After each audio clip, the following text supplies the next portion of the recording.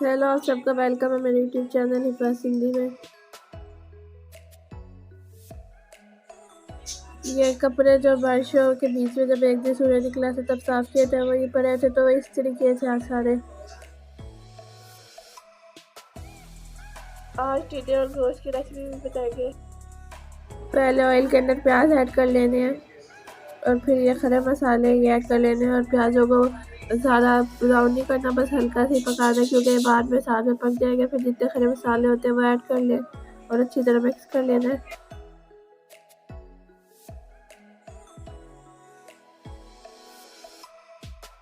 उसके बाद ये गोश्त ऐड कर लेंगे।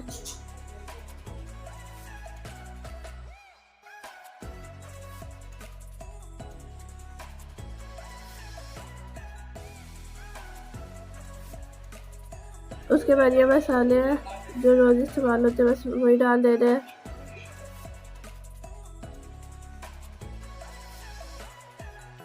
लाल मिर्च, सूखे धनिया, अदरक, लहसुन का पेस्ट और हल्दी थी। उसके बाद ये टमाटर काट के डाल दे रहे हैं।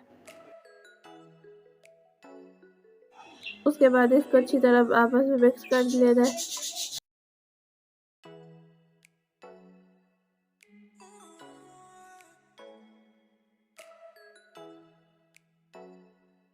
फिर कुकर को बंद करके रख देना है। अभी हम लोग कुकर खोल रहे हैं।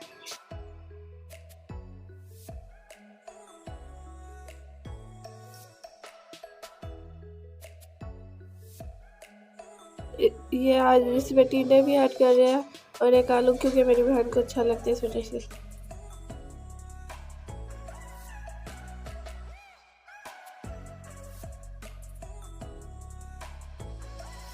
उसके बाद ये सारा पका रहे हैं। इसमें थोड़ा सा गर्म पानी ऐड कर लेना बनावा, थोड़ी हरी मिर्च ऐड कर लेनी है।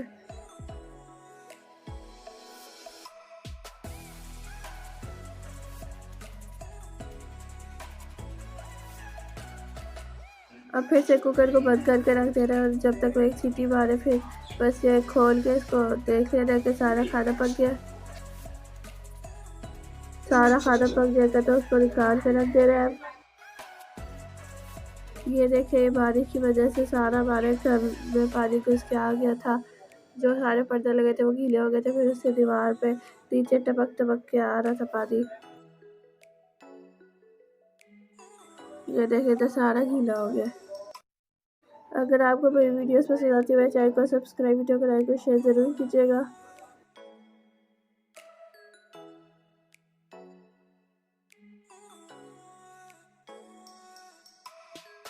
और जो इस साइड में पर्दा था ये भी गीला हो गया था। और फिर हमने यहाँ से सोफे का गद्दा हटा दिया था क्योंकि वो भी गीले हो जाते।